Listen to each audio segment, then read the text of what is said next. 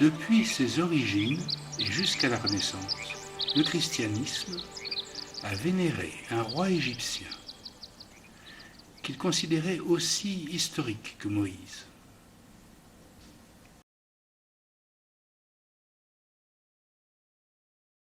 On l'appelait Hermès Trismégiste. Son souvenir était rattaché à la grande cité d'Hermès, Hermopolis Magna, dont l'activité avait cessé en Égypte avec l'échec de César et de Cléopâtre, juste avant l'émergence du christianisme.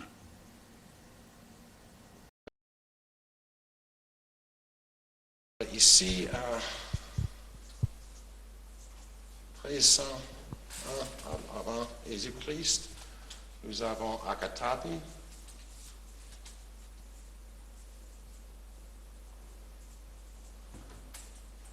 La cité du soleil d'Akhenaton.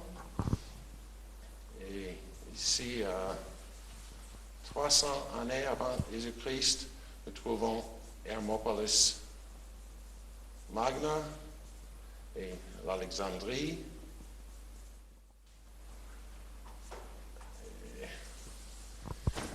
La littérature hermétique est une chose vaste et grise, mais l'essentiel peut-être de cette littérature qui traite de l'alchimie, la magie, l'astrologie, est le corpus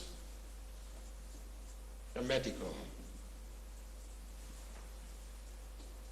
Et ça consiste de 16 ou 17 dialogues entre Hermès Trismégiste et ses fils, parfois Tat, Asclépios et aussi Amon.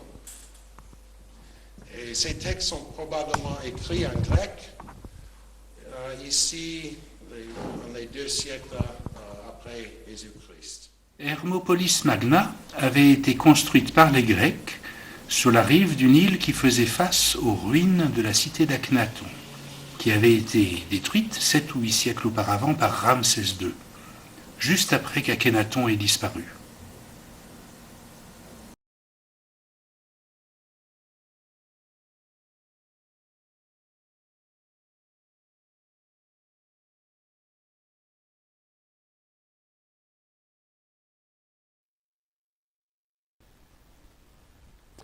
Étudions notre couche, un autre degré du pouvoir. Ce serait l'alliance entre Akhenaton et Thoth, en particulier le temple de Thoth. Et je vais vous ramener en arrière, à cette carte que le docteur Théo a dessinée pour vous.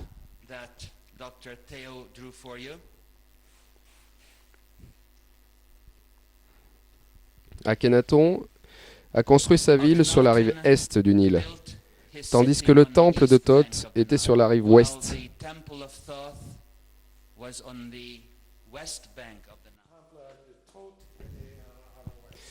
Akhenaton parcourait le désert en char. Et il traça le pourtour de sa cité, où il fit ériger des stèles frontières, à la fois à l'est et à l'ouest du Nil, de sorte que le temple de Thoth, à l'ouest, était inclus dans les limites frontières d'Akhet-Aton. Les pères de l'Église appelèrent donc Hermès Trismégiste le roi qui avait régné là, dans une très haute antiquité, pensait-il, contemporain de Moïse et d'Orphée. On peut revenir à ce qu'en disaient les premiers herméticiens. Les premiers herméticiens décrivaient le Trismégiste comme un roi d'Égypte. Alors si on met un roi d'Égypte ici, qui aurait été monothéiste, qui aurait créé un culte du soleil dans une ville appelée la cité d'Adon, Ado-Santine, la cité d'Adon, et surtout un roi d'Égypte qui aurait initié Moïse et aussi qui aurait initié les savants, enfin, ou la culture grecque, qui aurait initié Orphée. Et Ça, c'était l'idée de base, l'idée au départ.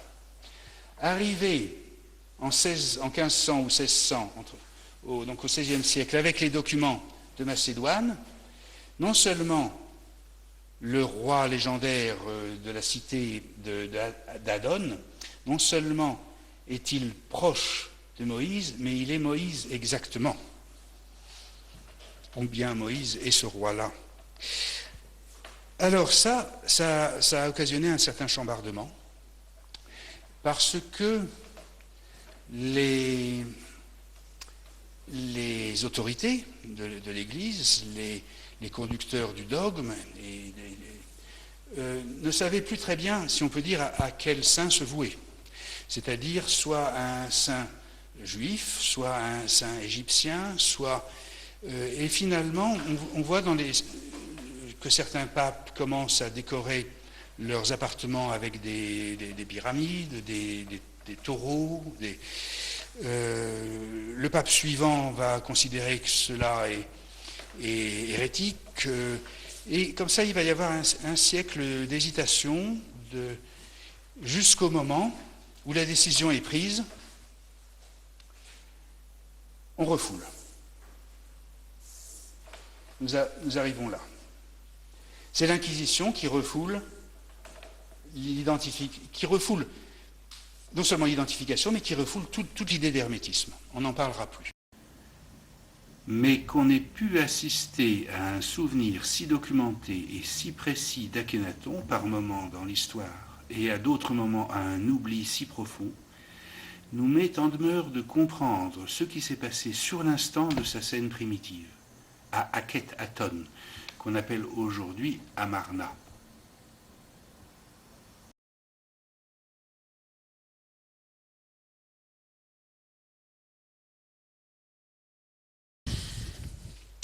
Après cette histoire amérindienne, peut-être nous pouvons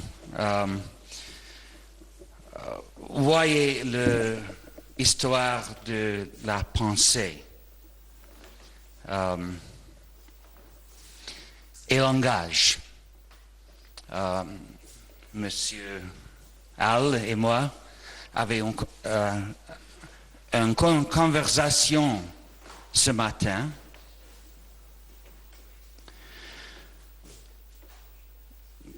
Qu'est-ce que c'est qui permet l'humanité de créer l'écriture?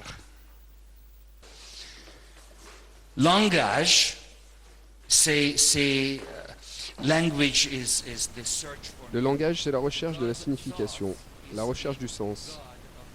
Et le dieu Thoth est le dieu du langage, et par conséquent, le dieu de la signification. Thoth a deux manifestations, l'ibis et le babouin.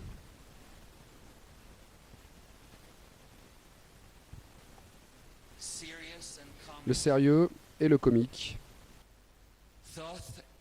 Thoth, en mythologie, est associé à de nombreuses aventures. Et l'une de ces aventures est celle de capturer la personnalité féminine sauvage.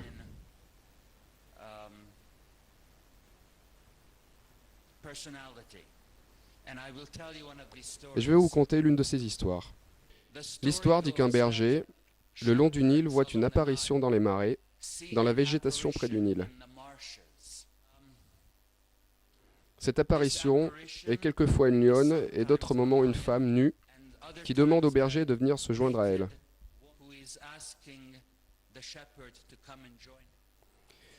Quand le berger la voit comme une femme, il éprouve un violent désir de la rejoindre. Mais il apprend des autres bergers que presque tous ceux qui l'ont suivi et ont cherché à le rejoindre meurent dans les marais.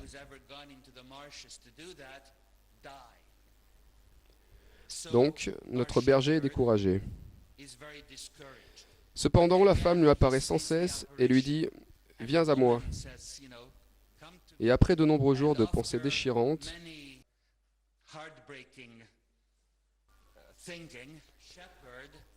le berger se faufile dans les marais à minuit avec de grandes précautions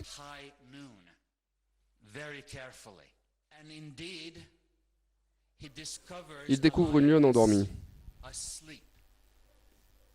He sneaks up on the lioness very slowly, curls up Il approche très lentement, se love près de la lionne et commence à boire son lait. to suckle her milk. When he starts suckling the lioness, she wakes Quand il up cesse de la téter, elle se réveille, and devient une becomes a femme woman and says et to lui him, dit que quiconque a bu à mon sein anyone who est has à présent suckled sous ma me protection. is now under my protection. Et à partir de là, le berger et la lionne deviennent amants. Shepherd and a woman become lovers. Now the story Mais l'histoire is est un peu slightly différente lorsqu'elle est different. It is racontée du told point de vue des from a dieux. point of view of the gods. Pour la plupart, ils sont terrorisés par la lionne féroce. Terrorized by the fierce lion. So they ask Alors ils demandent à Thoth, le dieu Thoth, Thoth, de trouver le moyen d'amener la lionne féroce dans le Panthéon. the fierce lioness into the pantheon. Like Comme le berger, shepherd, Thoth y pense pendant quelques jours. Thoth thinks about it for a few days. Can you guess Pouvez-vous how he deviner brings comment il her in? parvient à la faire venir? C'est une question que je vous pose.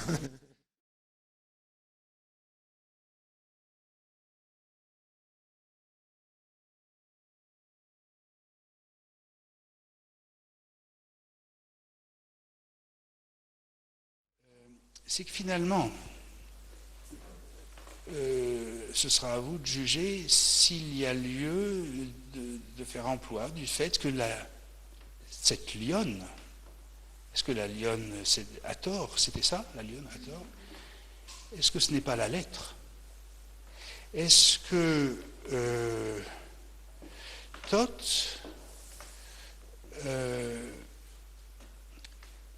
lorsque les dieux ont voulu accueillir dans leur panthéon cette lionne sauvage, est-ce que ce n'était pas la lettre, la chose écrite, qui est aussi, la lettre est aussi, quant à la vérité et la subjectivité ou l'ambiguïté des choses est aussi déchirante qu'un coup de griffe d'une lionne. Elle meurtrit la subtilité de la pensée. Elle plombe la pensée. Alors, je ne sais pas si Hathor peut être identifié à la lettre. En tout cas, lorsque Akhenaton développe sa pensée et son action jusqu'à instituer l'écriture dans la civilisation, ou en tout cas divulguer l'écriture, la rendre accessible et voire l'imposer à tous, est-ce qu'il n'est pas comme Thoth qui introduit Hathor, qui introduit la lionne dans la civilisation?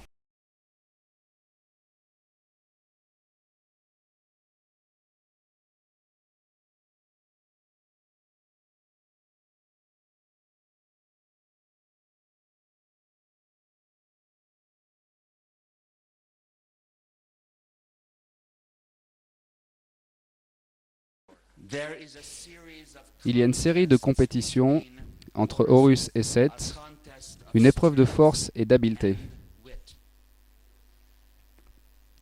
Mais il y a une épreuve qui semble avoir été insérée dans cette très vieille histoire, dont le thème est un peu différent que celui de la force et de l'adresse. Seth invite Horus chez lui pour dîner, pendant que la course est retirée. Après dîner, Seth invite Horus à passer la nuit. Au milieu de la nuit, Seth tente de violer Horus. Horus fait semblant de dormir, mais joint ses mains entre ses cuisses en formant une coupe qui reçoit la semence de Seth.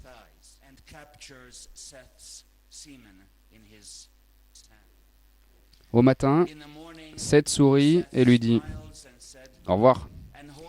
Et Horus va trouver sa mère Isis, Regarde maman ce que Seth m'a fait. Et Isis recommande à Horus de prendre cette semence et de la jeter au marais.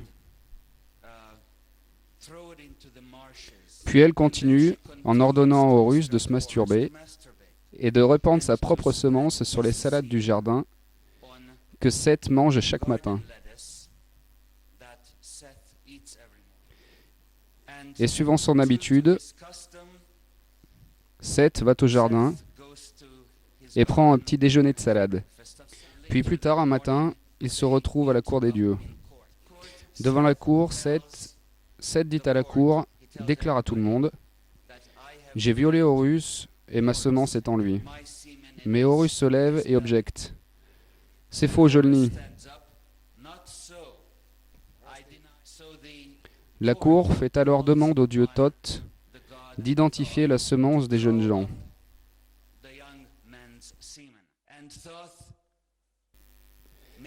Et Thoth fait sa magie et demande à la semence de Seth de se manifester. Et toute la cour entend un vacarme loin dans les marais.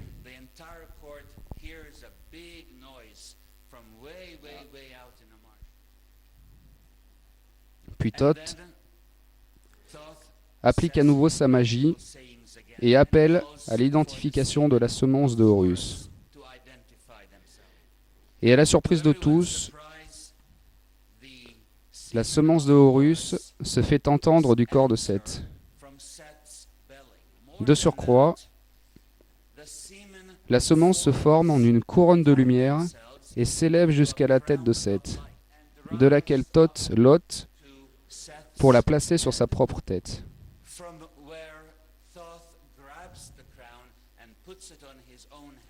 Et le texte hiéroglyphe appelle cela le couronnement d'Aton. Bonjour. Il est temps de présenter ce résumé vidéo du colloque Hermétisme 2006, qui ne présente pas la démonstration de l'égalité Akhenaton, Moïse, Orphée ou Oedipe. Ce résumé ne le présente pas, bien qu'elle soit essentielle au trismégiste.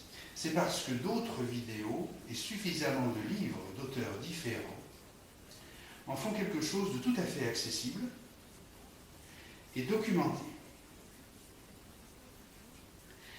L'histoire d'Oedipe n'est pas un mythe.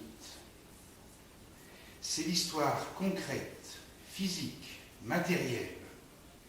C'est l'historique d'Akhenaton. Et c'est aussi l'histoire de Moïse. Il est si facile de le prouver qu'il ne demeure plus qu'une seule chose qui soit intéressante. Pourquoi et comment arrive-t-on à l'ignorer?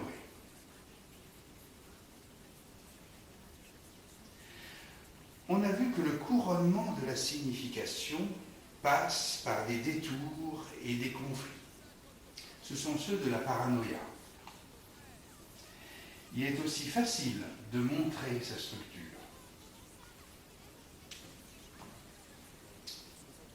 Voici une chose. Voici une signification.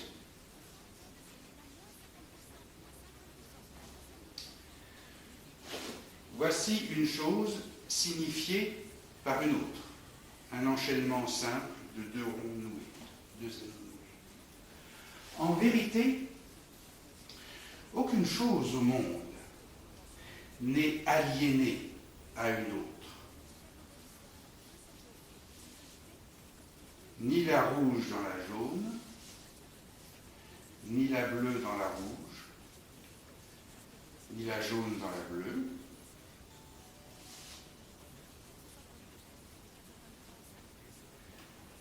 Pour la paranoïa seule,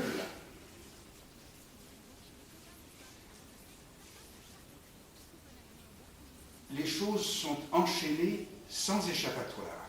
Les significations, par exemple, la noire ne pourra jamais signifier la mauve, parce qu'elles sont prises par un enchaînement simple, comme celle des deux significations simplement qui sont successives. Le problème, c'est que jamais les paranoïaques ne pourront savoir que Oedipe, par exemple noir, signifie Moïse, sauf à faire un nœud artificiel et faux. Tandis que, avec le nœud de Thoth, le jaune et le rouge se signifient et se le montrent. Quelle est la cause de la paranoïa? Quelle est la cause de cette maladie? De la paranoïa, le colloque a fait le détail concernant des individus. Et c'est pratiquement du secret médical. Parce que ce qui est vraiment plus intéressant, c'est la cause collective. En d'autres termes, voilà les salades de Seth. C'est un lieu idéal pour de la propagande. Ici, c'est un numéro spécial entièrement consacré au texte freudien. Or, les travaux de Freud sur Moïse, si importants, ne sont pas cités une seule fois. Si, une seule fois. Un titre de 3 mots dans une liste de livres et avec une erreur de date. 3 mots et un chiffre faux. Tout le reste. 150 pages, 140 pages. Le passe sous silence. Vous comprenez bien que dans ce milieu culturel abruti, à moins d'être technicien détecteur de mensonges, l'Olibrius, qui va un jour dévoiler l'idée que Moïse est Akhénaton, va être tellement seul et ridiculisé qu'il est parfaitement en droit de prétendre qu'il est le Messie. C'est-à-dire que c'est le refoulement collectif des Lumières qui impose une paranoïa qui, elle, est tout à fait normale dans cet état-là. Il aura fallu des révolutions pour prouver qu'on ne se débarrassera pas comme ça de l'obscurantisme. Alors, il faut bien revenir à Bruno, le martyr, qui a décrit comment l'hermétisme concevait la solution par l'instrument, par les machines.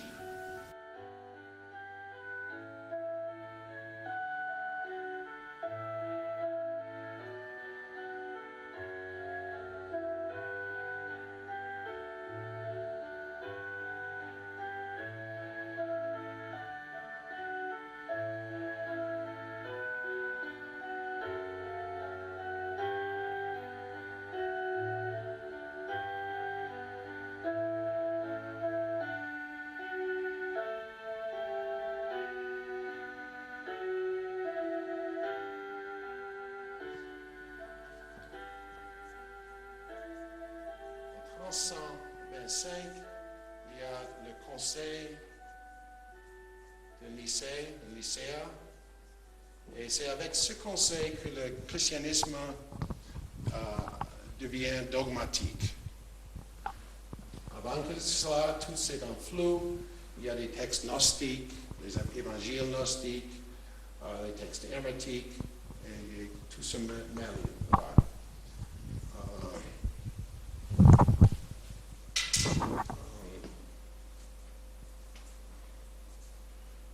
400 ans après Jésus-Christ, il y a des textes, des évangiles gnostiques, et des évangiles non connus, étaient cachés dans les amphores à Nag Hammadi.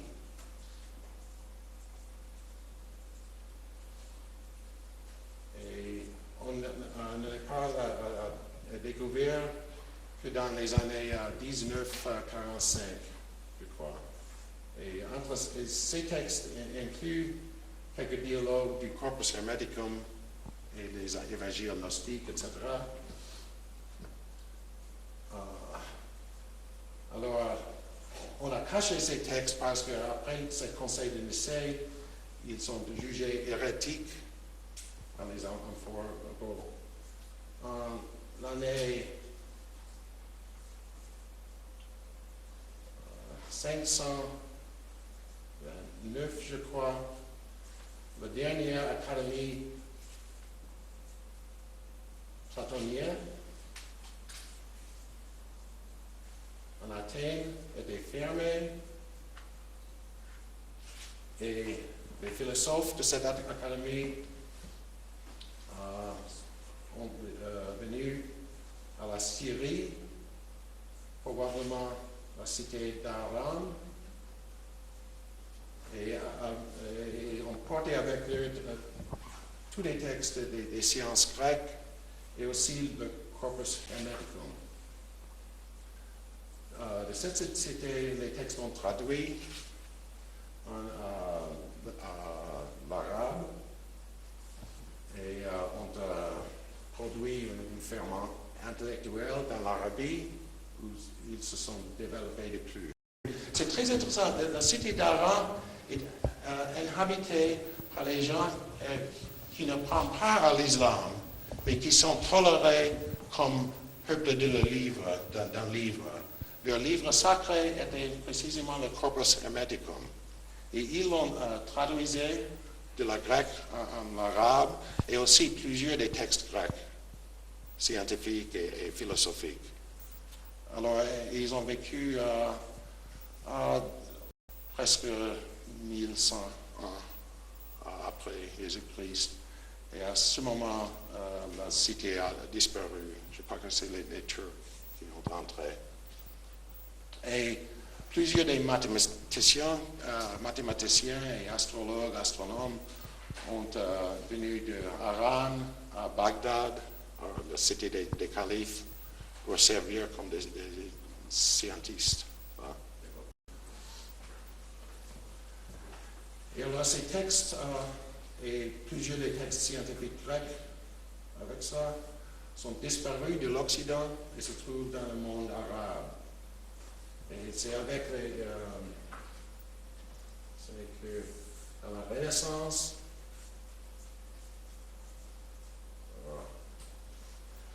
que les textes sont revenus à l'Europe de la Macédonie, de quoi on a parlé hier, et occasionné la résurgence de ce mémoire, de cette tradition hermétique de la Renaissance de l'Europe. Quelques gens, on peut mentionner John Dee, était mathématicien et herméticien. Il était l'astrologue pour la reine Élisabeth en Angleterre. Un autre très intéressant, Giordano Bruno. Et c'est très intéressant avec Giordano Bruno parce qu'il préfigure la cybernétique. Il développe tous les diagrammes et des roues qu'on peut tourner pour faire des algorithmes avec des symboles alchimiques, astrologiques. Et c'est en quelque sorte une préfiguration de les arts mémoire cybernétique.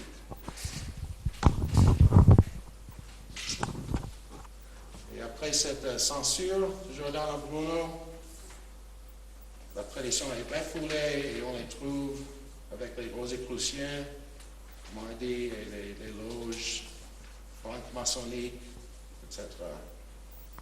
Et alors maintenant, avec Giordano Bruno, il fait des grandes roues comme ça. Alors qu'on a, sous un roue, on a des images, symboles alchimiques, et ces roues peuvent se tourner alors qu'on a des superpositions. Et ça fait des algorithmes, c'est tous les diagrammes pour aider la mémoire et pour entrer dans ce schéma les connaissances humaines. Et c'est ça, je crois, qui nous mène à l'informatique, la machine d'informatique, et c'est la cybernétique. Et cet art de la mémoire, donc, est un système de roues où des images vont se combiner à des places, c'est-à-dire, pour les techniciens, quelque chose qui évidemment ils connaissent, les techniciens de la psychanalyse et surtout de la psychanalyse lacanienne, c'est-à-dire un motif, un algorithme, un mobile que Lacan a appelé les 4 discours, où il opère d'un schéma minimum de 4 images qui tournent sur 4 places, ou inversement 4 places qui tournent sous 4 images. Qu'est-ce que c'est? Alors, y a-t-il une historicité ou une histoire des 4 discours? Est-ce que, si Lacan fait un modèle de la psychanalyse, ou offre à la psychanalyse un système qui est le système des 4 discours, si ce système, c'est bel et bien, c'est effectivement le système de Giordano Bruno, ça nous incite à approfondir un petit peu, à nous intéresser à l'historique, à l'histoire du système de Giordano Bruno tout du long de ce développement de l'hermétisme que l'on a vu alterner entre expression idéale et refoulement. Alors, l'art de la mémoire de Giordano Bruno nous vient au plus loin que Giordano Bruno lui-même s'en rappelait, probablement, de ce que l'on sait à présent. Il y a peut-être eu avant quelque chose, mais nous vient de l'époque de Platon, de l'époque de Socrate, de l'époque de Sophocle. Donc on divulguait la connaissance, et parmi les divulgations, les ouvertures de la connaissance, les libérations de la connaissance, il y a eu l'art de la mémoire qui a été prononcé, décrit par Simonide. Simonide de Chéos, qui a commencé par décrire un système de groupes, comme nous sommes ici, groupes desquels des participants sortaient, rentraient, à l'image, si on peut dire, d'un système de places.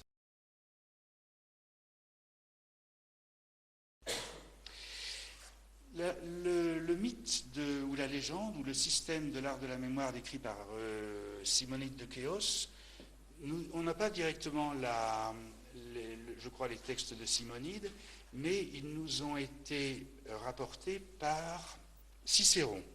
C'est Cicéron qui établit assez clairement les principes ou l'art de la mémoire à Rome, et il dit en avoir reçu la tradition originée par Simonide.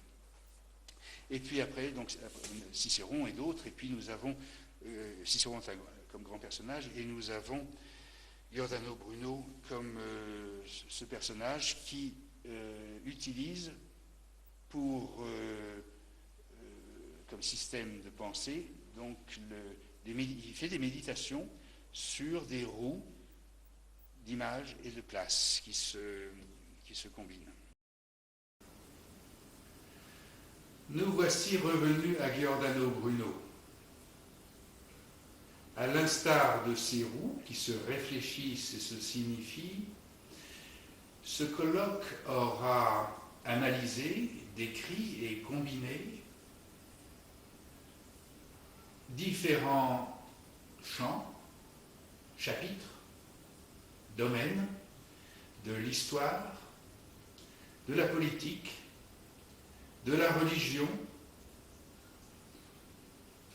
de la science, domaine psychologique, psychopathologique, physiologie de la mémoire et finalement physiologie de la communication et de la lettre.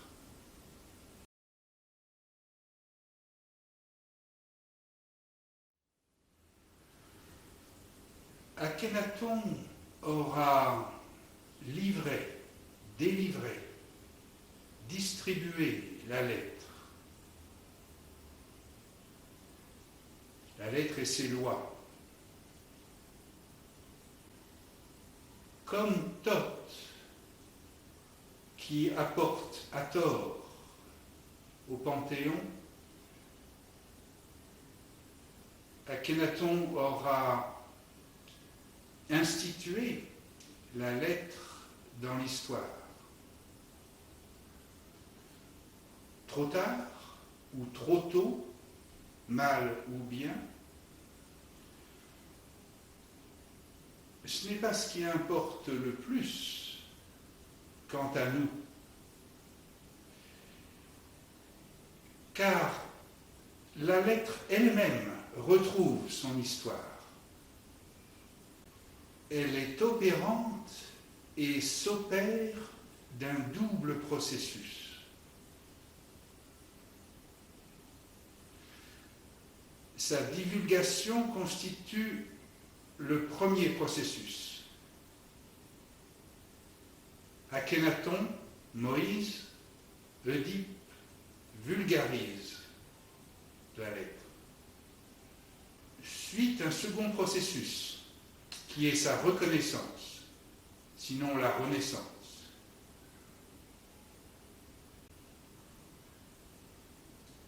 Et succède à cela une troisième étape, un couronnement. Ce couronnement, voire le couronnement d'Aton, épargne qu'on s'en rende compte.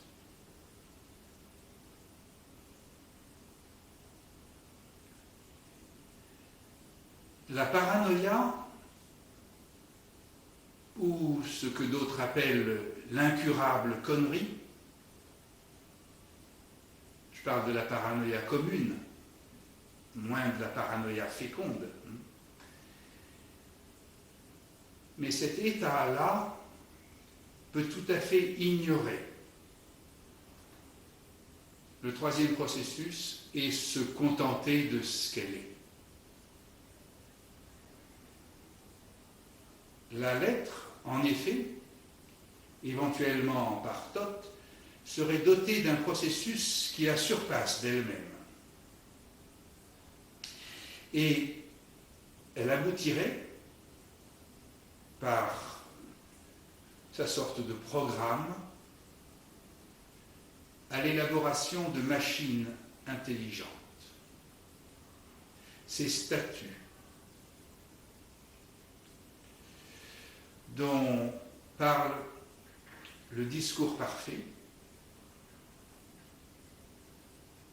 chapitre du Corpus Hermeticum, retrouvé à Nag Hammadi, et bien connu, de l'histoire de l'hermétisme.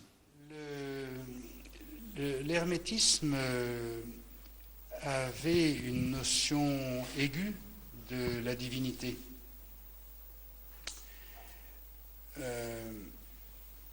Dans les textes hermétiques, dans les discours de Trismégiste, le terme de Dieu est souvent mentionné. Le divin, les termes de divin, de divinité sont des références presque ou permanentes, si on peut dire.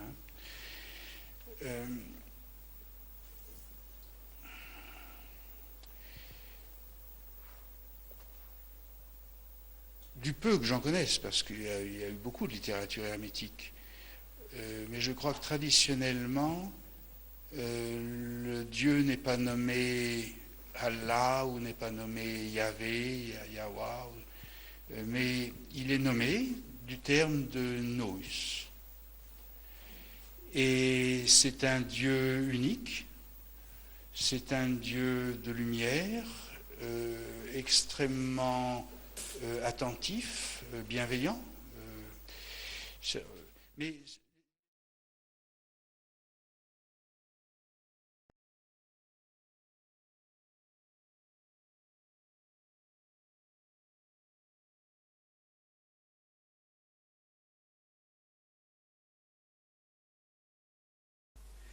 de même que Dieu a voulu que l'homme intérieur fût fait à son image, De même, pour sa part, l'homme fait des dieux sur terre à sa ressemblance.